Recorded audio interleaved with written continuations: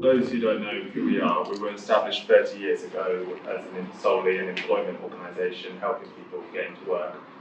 But when it kind of became clear that there were certain mental health difficulties holding people back or diminishing their confidence, we kind of transformed our charity into more of a mental health organisation where we run CBT-based programs to help people boost their confidence, boost their self-esteem, and overcome any barriers that might be holding them back from getting that job or taking the next step into training. So yeah, as mentioned, that's basically what we do. We're not CBT in the sense we don't look deeply enough to be classed as therapy, but we give people tools that are founded within cognitive behavioural therapy to help people move forward and decide a future that's really right for them. And to this end, we run a variety of different courses, which our funders allow us to catch different areas and boost our reach, essentially. So yeah, the aims of our courses are really to help people build and identify what strengths they have, what passions they want to do, but we also throw vocational training in there to help people put in place a realistic action plan for how to get there. And we also provide a really safe space, and kind of in the name, safe space to help people decide a new future for themselves by doing our courses in a group and giving them people who are facing similar difficulties to make them feel validated or give them really an environment where they can open up and share their troubles.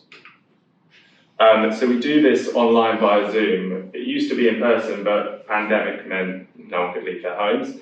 So in order to keep going, we moved everything online. We did it 2 days a week, and we actually found that the delivery was even more effective. So post-pandemic, we decided just to keep it on Zoom. And one thing I will point out, we have a separate course which is funded by ESF, which particularly covers Eastleigh. And part of that, we include an additional one-to-one employability session, which is with our Pathways coach. And that is really focusing on the vocational side of things and helping people put in place the tools they've learned through the New Futures course into actual practice. Yes, as mentioned, we're funded by Quilter for our youth course, ESF for our SSE course, and then National Lottery for our Southampton course.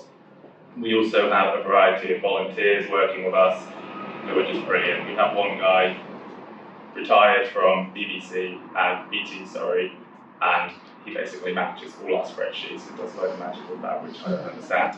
But so yeah, criteria is then in there. Our Youth New Futures course covers 16 to 25, funded by Quilter, and is mostly around the Solent area.